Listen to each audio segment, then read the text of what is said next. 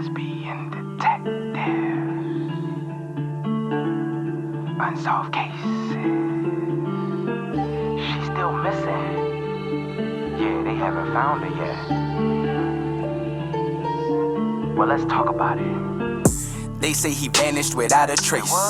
Could it be a psychotic break or a tragic accident? Police don't know where the body went. Unsolved murders, body still missing. That's unheard. Where's the witness? Lesbian detectives, what's going on? City on high alert, this out the norm. He did what, the who? Man, that ain't real, these crimes ain't true. Then come uncover these theories with us. We live right now, tuning in is a must. Right now, Lesbian Detectives. Lesbian Detectives. We about to start the show, so get your popcorn ready to go. Pay attention to the message I present to you, the Lesbian Detectives. This is Lesbian Detectives. I'm Sierra. And I'm Elizabeth. And we are here talking about missing and unsolved murders. We are discussing cases that you have forgotten about or never even heard of. So sit back, relax, and let's start this podcast.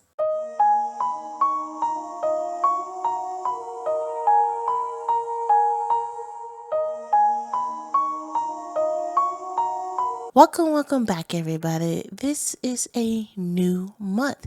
Happy Black History Month, everybody. This month is a short month, but hopefully it's going to be a good month for everybody out there. Yes. It also is Valentine's Day this month. I am so excited. You are the romantic type, and to me, I stress out because I'm like, what should I get? Like, I'm not as thoughtful as you are. Mm-hmm. It's stressful for me. I got my daughter something. I got you something. I got my mom something. Everybody got something, and I'm just excited. I also, guys, you have to watch out for, make sure you go on our social media for Valentine's Day. I'm doing something special for my daughter. Even though she's 2, I'm teaching her, you gotta expect a little bit more from people a little bit, you know? Don't settle. Don't settle. We have a special Valentine's Day episode coming out because next week it's going to be on a Friday. So watch out for that. I have it already planned to the T. Today's case is about a woman who built her life in a quiet Arizona town, only to have it stolen in the dead of the night. She arrived seeking a fresh start, dawn to the warmness of the community. She was known for her kindness, her energy, and her unwavering presence. But in August of 1991, the presence vanished. It began with silence. Calls went unanswered. Plans went unacknowledged. But Saturday concerns turned to unease. The door stood open, an invitation or a warning. Inside the house was still, too still. And there on the sofa lay the truth. One bludgeoned blow. No struggle, no forced entry. Even the dog, a loyal companion, remained undisturbed. It was as if the intruder had moved through the home like a whisper, unseen and unchallenged. The only trace of their presence was an open patio door, a path leading to the darkness. The case faded as another crime, one of the most shocking massacres in the state history, consumed the attention of the authorities. Meanwhile, her name slipped into whispers. A jealous rival? A secret debt? A past had followed her, but every lead to nothing. Decades have passed, yet the question remained. Somewhere, someone still carried the weight of that night. A secret kept, a name unspoken. But the dead do not rest, and neither do those who seek justice. This is the case of Julie Patterson. Julie Patterson, a vibrant and warm-hearted woman, grew up in Grand Blanc, Michigan, nestled in the Midwest, surrounded by the love of a large family. As a middle child in a family of 7, Julie was used to the noise and chaos of a family life. Yet she had a unique ability to shine bright amongst it all. Despite her close-knit upbringing, Julie sought more from life. In the late 1980s, she made the bold decision to leave her home in Michigan for a new opportunity in Arizona. It was in the sun-soaked desert beauty of the Fountain Hill that she found her true sense of belonging. Fountain Hill, with its sweeping view of the desert serene environment, seems like the perfect place for Julie to build her life. She quickly established herself as a friendly, outgoing person, capable of turning even the most casual encounter into a lasting friendship. Her life in Arizona was filled with joy and activity. Julie was deeply committed to her work as a mortgage broker, and she had a keen business mind, even managed to keep books for several businesses on the side. But it wasn't just her professional life that was flourishing. Julia became a beloved member of her community, volunteering for various causes and events. One of the most noble events Julia helped organize was the Thanksgiving Day Parade for the Fountain Hill Chamber of Community. As the parade chairperson, she poured her heart and soul into making it a success, ensuring it became a tradition that lasts for years to come. Julie loved her new home so much that she opened a mortgage office in the town of Scottsdale Firm, a sign of growing roots in the community.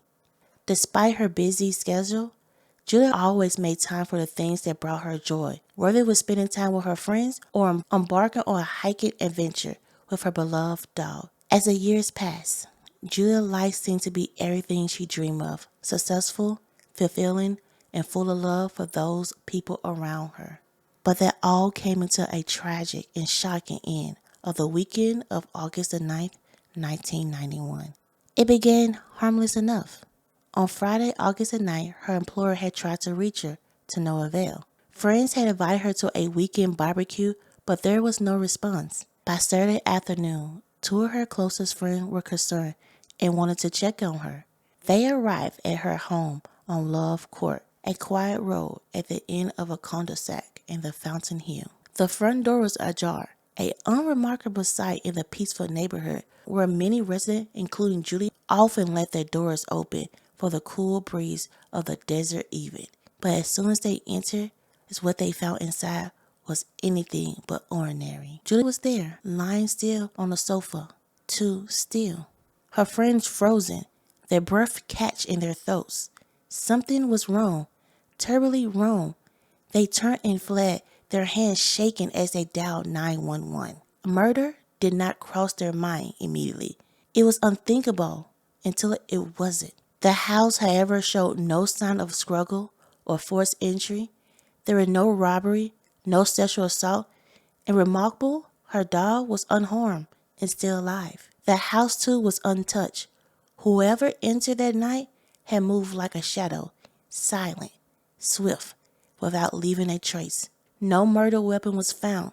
It was as if the killer just vanished into thin air. The investigators soon revealed that the killer had entered through an open-door patio, a quiet entry into Julia's home, possibly while she was sleeping wearing nothing but a robe. The intruder struck her head with something, though the weapon was never identified, before slipping back out through the same door and vanishing into the desert night. As they fled, the killer passed a group of teenagers hanging out just beyond the neighborhood. Though the teens noticed someone, they couldn't identify the individual, and the details were vague. Investigators would later learn of the encounter, but the information was not enough to lead them to the killer. The case went cold almost as soon as it began. Julie's murder coincided with another horrific crime, the massacre of 9 Buddhist monks west of Phoenix, the deadliest mass killing in Maricopa County's history at the time. The investigation into that case consumed resources, leading many to speculate that Julie's murder had been pushed aside. But the Maricopa County Sheriff's Office denied it. In 1991, there was no social media, Facebook, or TikTok. Speculation around a murder case spread by word of mouth, good old-fashioned gossip, and speculation about the killing abound. Years passed, leads surfaced, then disappeared. In 2019, nearly 3 decades later, detectives executed a search warrant in the Fontana neighborhood, where the killer was suspected to have fled after the murder. Hope flickered only to be snuffed out once again. Whatever they've been looking for, they did not find it. Joe Arpaio, who would go on to become the sheriff a year later, vowed to keep the search for Julie's killer a priority, though he would later leave office in 2017 with the case still unsolved. Over the years, rumors about the motive for her murder, jealous lovers, secret enemies, or perhaps even a mob connection, swirled. But investigators were clear that they found no evidence to support these theories. For decades, Julie's family and friends waited for justice, frustrated by the lack of answers. Phyllis Kern, one of Julie's close friends and a longtime realtor in Fountain Hills, remembers Julie with fondness. She lit up every room she walked into, Kern said. Julie was not just a friend, she was an advocate for the community, and her death left a void that is still felt today. The pain of losing Julie was felt by all who knew her, from her family to the community. Her niece, Kelly O'Connor, expressed the family's heartbreak in a letter to the Times in 2019. "We were robbed of this treasure in our lives," O'Connor wrote. 28 years is a long time. My grandmother went to her grave, never knowing who killed her daughter. As the 30th anniversary of Julie's death approached, her family's plea for answers became more urgent. "It's just frustrating," O'Connor said. "There's no reason for someone to kill this beautiful, kind woman who volunteered in the community, who had so much to give." For all the community of Fountain Hills, Julie's murder remains a painful, unresolved mystery. Despite the passage of time, there is still hope that someone, somehow, will come forward with the truth. Before we end this case, let's sit back and remember the person that lost her life. Julie Patterson was more than just a woman from Fountain Hills. She was the heartbeat of the community. Her presence was magnetic, drawing people in with her kindness, energy, and warmth. A woman of passion and purpose, she poured herself into her town, organizing events like Thanksgiving Day Parade and helping small businesses thrive. With her bookkeeping skills, Julie had built a life that spoke of hope and a fresh start, one that could light up any room she entered. When she moved to Fountain Hills, it was with a vision of peace and happiness. Her vibrant spirit and generous heart became a familiar comfort to everyone around her. But on the night of August 9th, 1991, that peace was shattered in an instant. Julie's life was stolen in the dead of night, and her absence left an unfillable void in the hearts of those who knew her best. Her friends and family, especially her niece, Kelly O'Connor, continued to grieve the life stolen from them. Julie's mother passed away without knowing who was responsible for her daughter's murder, and as the years go by, that pain only deepens. Yet the memory of Julie, her light, her laughter, and the love she gave so freely remains unwavering and cherished. Julie Patterson may have been taken from this world far too soon, but her legacy lives on in the hearts of those who remember her. The mystery of her death may never fully fade, but if her name is spoken, her spirit continues to shine. There are those out there who still carry the weight of that night, and with each passing day, the hope remains that one day the truth will finally come to light. Julie's story is one of love, loss, and the relentless search for justice, and it will never be forgotten. This is the case of Julie Patterson. Now, let's get into some theories. Theories.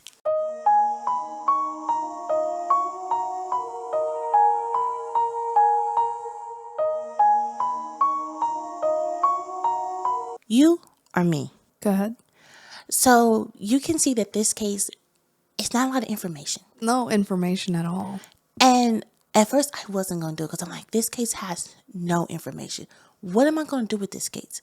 But then I sat back. She was already let down once. Like the police came investigate, and then I'm so sorry for the other people that lost their life, but she was pushed back. The police didn't do the work. They lost so much time. Right. And then it seemed like they never got back to investigating her. Right. So I'm calling them out. Investigate her now. You have technology. You have everything. He did move like the night, like silent. Or it could be a woman, too. Oh, we woman. don't know. Oh, I'm going to put that out there. They did move like silence, a whisper. But it's never too late to solve a case. I never believe that. It's never too late. I know theory's going to be hard, but we're going to pull some theories out. Because that's what Julie needs. She need her case out there. Guys, I really look into this case. There's no investigations, really. There's nothing. Because of that massacre that happened, they forgot about her. But then we have to sit back. This ain't the first time the police have did this. Correct. First case, Alexis Patterson. Mm-hmm. Somebody else went missing and they forgot her. But on our podcast, we're going to bring out the names that's unforgotten. We're going to Correct. tell you about people that we have no information about, but we're going to give them a full episode and all of our energy because no one is unforgotten. Right. Everybody need their story out there, and trust me, guys, her story is going to get out there, and hopefully her story will be solved. As I'm done with my rant for the day, for my day, have they moved? Like, I mean, this person was very smart. Yes. Her patio, they had to know because she has a dog. So, you know, she probably had to keep her patio open. And let me tell you something. Let's not keep our doors open no more. Let's just cut that out. No more doors open. It was certainly somebody who knew her. For sure. Because they had knowledge that wasn't really there for others. You know, they knew of her private life. And the thing about it is, we cannot figure out a prime suspect, though. That's what's killing me. They had to know her because the dog never made a sound. Right. Even if a dog is a sweet dog, when they hear somebody entering their home, they're going to make a sound. It's going to be a bark. I know nothing about dogs. I'm terrified of dogs, but I at least know that. Right. I just got the mail and the dog has seen me 1,000 times barking at me because I'm in their home. Like I'm in their sanctuary. Right. For that dog not to make a sound and was unharmed, that person knew him or her. Well, Right. It never came out what it was, but never, you know. They didn't like steal anything. They didn't assault her sexually. So it's just like, what is the motive? If I knew the motive, I could probably link it to something. Even if you knew the motive, it still will make sense to us because, like, why would you kill somebody for this motive? You know what I'm saying? So the only thing that comes to mind is she was a very nice, well put together woman that just shared kindness. And I know a lot of positivity can hurt somebody who's in a very negative manner. It hurts a negative person to see a positive person. I don't know why, but maybe this person, obviously they're miserable because why would they end the light of somebody who was such a positive person to their family, the community, and even just your neighbor? I think it's a woman. And why I say that, don't come at me, guys. And why I say it's a woman is because it was too planned out. She was sitting there in a robe. Okay, even, I'm not saying like all men are evil because we know a lot of great people. But she was in a robe. That's easy, like some sexual attention, you know? They're like, okay, you know, she's in a robe. But for them just to hit her and just leave, then steal nothing, it's just like they came for a mission. I feel like, I don't know, I have a woman vibe in that. I'm putting out that it's a theory.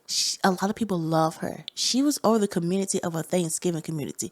What if somebody wanted that community? What if somebody wanted her chairperson role? I have seen and I have heard a lot of cases of people taking people out for a role. I can see jealousy. Jealousy. I don't know. I can't remember the figure skater name, but she was American. She took out her rival. It started with a T. Not for sure her name, but her ex-husband and his friend, they injured her so she couldn't skate that competition. They found out who it was, and the girl went on. Couldn't skate no more for a while. She's on Dancing with the Stars. I really could not. It's telling your heart. Telling your heart. There you go. I mean, jealousy. It's a lot of cases out there where when a mistress take out the wife because they want that spot. I don't want it that bad. Me either. You can have her. But, I mean, we see it in so many cases out there that people will kill for jealousy. Yeah. The killing was so clever. I mean, they just went in there and she was asleep. So hopefully she didn't feel anything or she just went peacefully. Hopefully. Unless this wasn't their first murder. Yeah, because it was too planned out. Or it could be a cop or anybody. Somebody from law enforcement. I don't know. I feel like this one, I felt like the person really, really knew her. And I hope I'm not right about that because that's even more sad. But because it's the dog, they did not touch that dog. That dog did not bark. Because the dog would sniff the person. When the person came in, the dog already knew who it was. It was very planned out. It was perfect to the T. I wonder if they sedate the dog. You know, give like the dog a steak with some pills in it. That's why the dog didn't bark. Because still, I'm not a dog person, guys. So I don't know nothing. So please correct me in the comments. Please do. But even if that person like got close, the dog would still kind of bark a little bit, right? Right. So if they gave this dog something like to put it to sleep, it wouldn't bark. Because they said the dog was just still on his bed, just chilling. Yeah. So that's another thing. they knew that she had a dog.